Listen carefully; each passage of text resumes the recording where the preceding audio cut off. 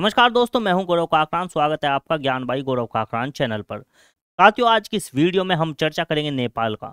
नेपाल में सरकार का तख्ता पलट हो चुका है। वहां के प्रधानमंत्री देश छोड़कर भाग चुके हैं। कुछ मंत्री भी देश छोड़कर भाग चुके हैं। हेलीकॉप्टर के द्वारा, ट्रॉली के द्वारा उनको ले जाकर देश के बॉर्डर से बाहर छोड़ा गया, क्योंकि जैन जी का आक्रोश इतना बढ़ गया था कि वहां के वित्त मंत्री को सड़कों पे दौड़ा दौड़ा कर पीटा गया। आखिर ये पूरा का पूरा मुद्दा क्या है? और सबसे बड़ा सवाल आपके मन में होगा कि ये जेन जी जनरेशन कौन सी जनरेशन होती है। इन जनरेशन के ऊपर भी आज हम बात करेंगे। आपको ये भी पता होना चाहिए कि कौन सी जनरेशन है जिसको हम जेन जी बोलते हैं, और क्या कारण रहे नेपाल में प्रोटेस्ट के। सोशल मीडिया की 26 साइट को नेपाल में बैन करना ही क्या सिर्फ आंदोलन का कारण है, या इसके पीछे और भी कुछ कारण है? इसके ऊपर भी आज हम डिटेल में बात करेंगे।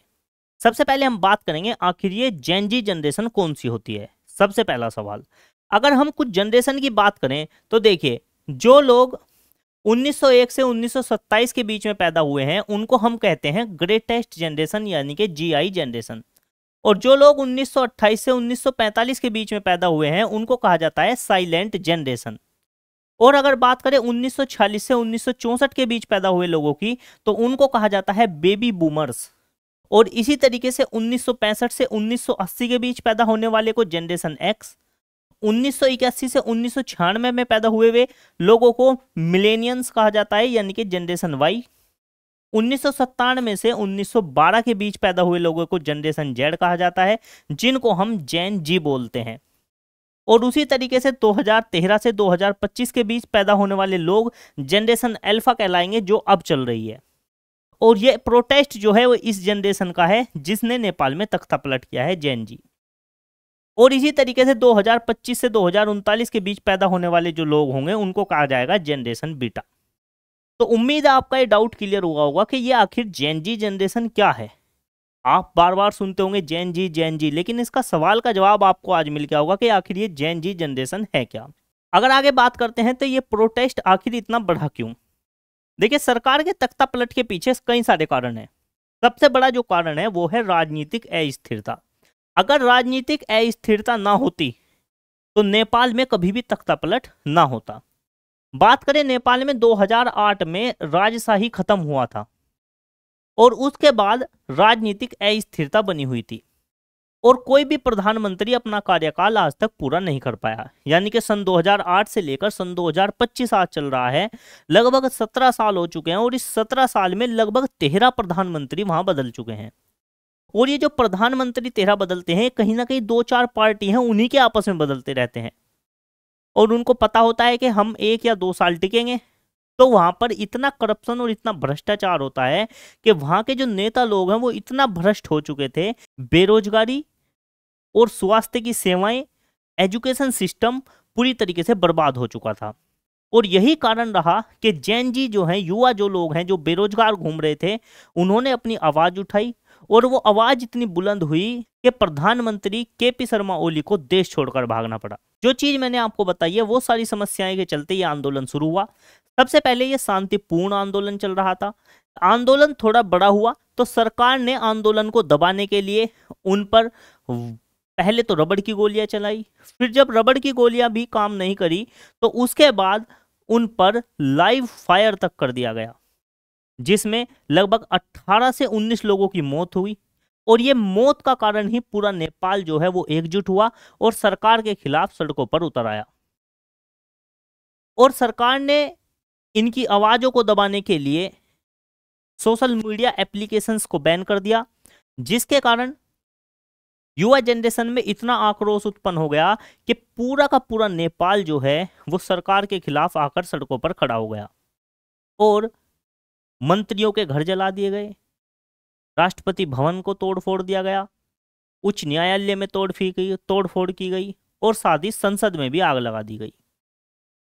हालांकि ये सब गलत हुआ, लेकिन जब जनता का आक्रोश होता है तो फिर जनता ये नहीं देखती कि इसमें किसका पैसा लगा हुआ है।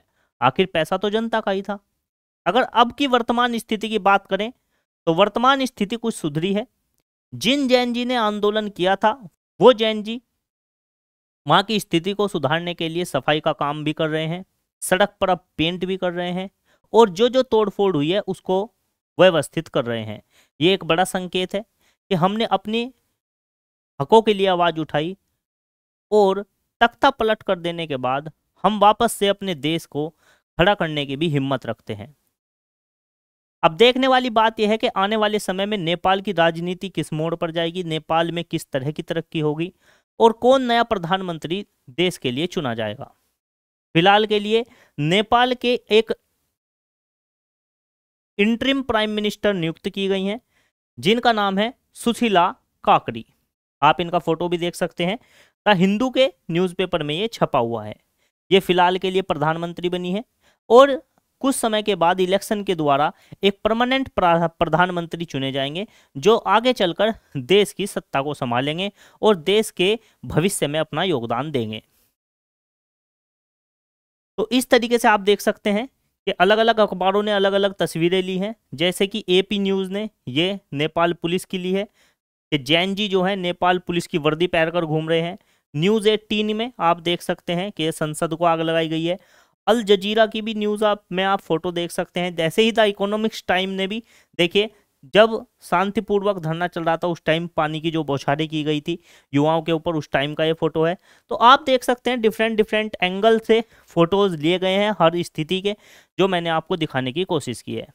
उम्मीद है पूरा का पूरा मुद्दा आपको समझ में आया होगा। पूरा मुद्दा नेपाल का क्या था और नेपाल जो है वो हमारे लिए क्यों इम्पोर्टेंट है, उसके बारे में भी अगर हम थोड़ी सी चर्चा कर लेते हैं। अगर मैप्स ऑफ इंडिया के द्वारा दिए गए मैप की मैं चर्चा करूं तो देखिए, उत्तर प्रदेश, बिहार और उत्तराखंड के जस्ट ऊपर हमारा नेपाल आता है। ये हमारा नेपाल है और नेपाल में ही दुनिया की सबसे ऊंची चोटी कौन सी है, आप कमेंट करके मुझे बताइएगा। देखिए, नेपाल हमारे लिए कहीं ना कहीं बहुत इंपॉर्टेंट है। क्यों इंपॉर्टेंट है? हमारे इधर नेपाल है, इधर बांग्लादेश है और हमारे जो उत्तरी पूर्वी राज्य हैं भारत के, जिनको हम 7 सिस्टर्स कहते हैं, उनको जाने का रास्ता ये है जो आप छोटा सा देख पा रहे होंगे। ये 21 किलोमीटर का एक रास्ता है। ये हमारे लिए बहुत ही इंपॉर्टेंट है। क्यों इंपॉर्टेंट है? क्योंकि बांग्लादेश और नेपाल की तरफ से अगर कभी भी कोई भी ऐसा ग्रुप जो इंडिया के खिलाफ साजिशें करता है वो इसको तोड़ देता है किसी भी वजह से, तो हमारा कहीं ना कहीं हमारी जो 7 सिस्टर्स हैं इनके साथ हमारा संबंध खत्म हो जाएगा। नेपाल की हमेशा भारत मदद भी करता रहा है एक नेबर कंट्री होने के नाते, और अभी भी नेपाल की भारत जरूर मदद करेगा। वैसे भी नेपाल की मदद करने के लिए 3 ही मेजर कंट्री हैं, एक तो भारत, एक चाइना और दूसरा अमेरिका। क्योंकि बांग्लादेश में खुद ही तख्ता पलट है, श्रीलंका की भी हालत ऐसी थी, पाकिस्तान खुद कटोरे वाली स्थिति में है, तो फिर बचा कौन? बचे घूम फिरकर 3 देश, भारत, चाइना और अमेरिका। तो आने वाली जियोपॉलिटिक्स नेपाल की किस तरह की होगी, उनकी रणनीति इस तरह की होनी चाहिए कि सभी देशों के साथ सामंजस्य स्थापित करें और सामंजस्य स्थापित कर कर अपने देश की तरक्की पर ध्यान दें और जो देश में नुकसान हुआ है उसकी कहीं ना कहीं भरपाई करने की कोशिश करें। तो उम्मीद है ये वीडियो आपको अच्छी लगी होगी, दी गई जानकारी आपको समझ में आई होगी। अगर चैनल पर नए हैं तो चैनल को सब्सक्राइब करके बेल आइकन दबा लें ताकि जब भी नई वीडियो अपलोड हो उसका नोटिफिकेशन आपके पास पहुंच जाए। अगर वीडियो अच्छी लगी है तो वीडियो को लाइक करें, दोस्तों के साथ शेयर करें। मिलते हैं अगली वीडियो में, तब तक के लिए सभी को नमस्कार। जय हिंद, जय भारत।